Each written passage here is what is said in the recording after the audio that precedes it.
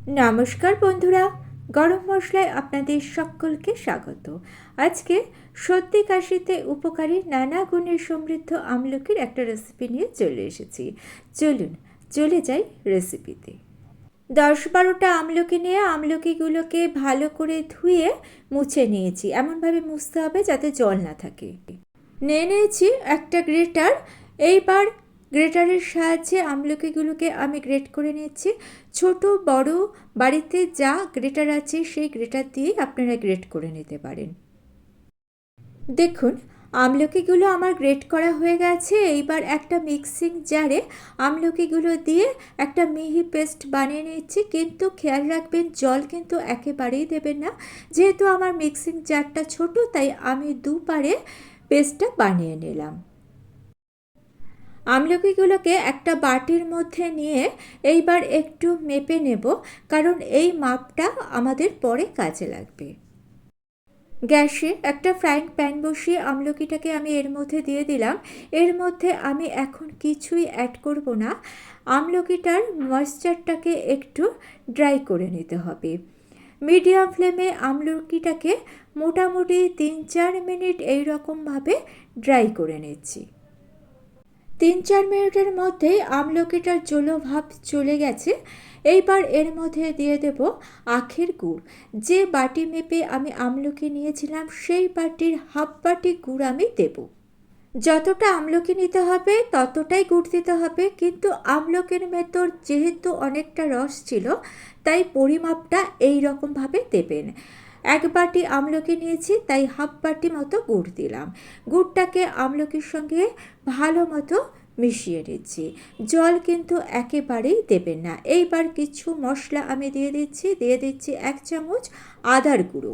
গলা খুসখুস ঠান্ডা লাগা দূর করতে আদা কিন্তু খুবই উপকারী, তাই 1 চামচ জিঞ্জার ডাস্ট দিলাম। দিয়ে দিচ্ছি 1 চামচ জোয়ান। জোয়ান আমাদের হজমের সহায়ক, তাই জোয়ানটা এখানে দিতে হবে। 1 চামচ ব্ল্যাক পেপার দিয়ে দিলাম। ব্ল্যাক পেপারও হজমের সাহায্য করে আর সর্দি কাশিতে উপকারী, তাই ব্ল্যাক পেপারটা দিলাম। দিয়ে দিচ্ছি হাফ চামচ জিরের গুঁড়ো। জিরের গুঁড়োও কিন্তু হজমে সাহায্য করে। আমলকির ভেতর একটা কষভাব আছে, সেই কষভাবটাকে দূর করতে দিয়ে দিলাম 2 চামচ আমচুর পাউডার। দিয়ে দিচ্ছি হাফ চামচ রক সল্ট। আপনারা রক সল্ট না থাকলে সাধারণ লবণ ইউজ করতে পারেন। সব কিছুকে এইবার খুব ভালো করে মিশিয়ে নিচ্ছি আর গ্যাসের ফ্লেমটা একেবারে লো করে দিচ্ছি। লো ফ্লেমেই রান্নাটা করবেন, তা না হলে পাকটা ঠিকঠাক হবে না, আমলকিটা তলা থেকে লেগে যেতে পারে।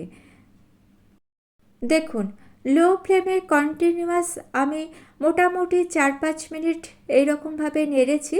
এইবার দিয়ে দিচ্ছি 1 চামচ ভিনিগার। ভিনিগারের বদলে আপনারা লেবুর রস দিতে পারেন। ভিনিগারটা দিয়ে আবারও ভালো করে মিশিয়ে নিচ্ছি। আবারও লো ফ্লেমে আমলকিটাকে আমি পাক দেব। দেখুন, 10 মিনিট লো ফ্লেমে পাক দেওয়ার পর আমলকিটা এই পর্যায়ে এসছে। এখন দেখুন কড়া থেকে অনেকটা উঠে আসছে, কিন্তু পুরোটা উঠে আসছে না। আরও 2-3 মিনিট এটাকে আমি একই রকমভাবে পাক দেব।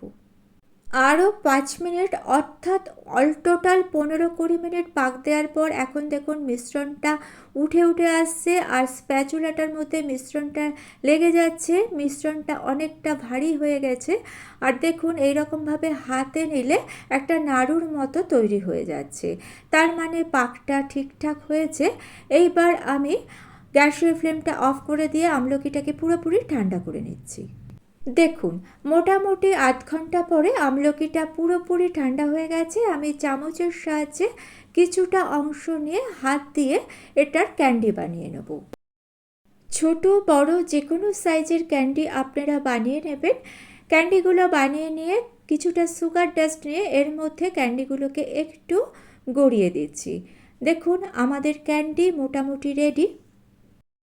ক্যান্ডিগুলোকে তৈরি করে নিয়ে একটা এয়ারটাইট কাচের পাত্রে এগুলোকে রেখে দিতে হবে। ফ্রিজে রাখলে 7 থেকে 8 মাস এগুলোকে আপনারা সংরক্ষণ করতে পারবেন। আর শীতকাল হলে ফ্রিজে ছাড়াই মোটামুটি 2 থেকে 2.5 মাস এগুলোতে কোনো সমস্যা হবে না। আপনারাও এইরকমভাবে আমলকি ক্যান্ডি বানান, আশা করছি ভালো লাগবে। আজকে এই পর্যন্ত, ভালো থাকবেন, সুস্থ থাকবেন।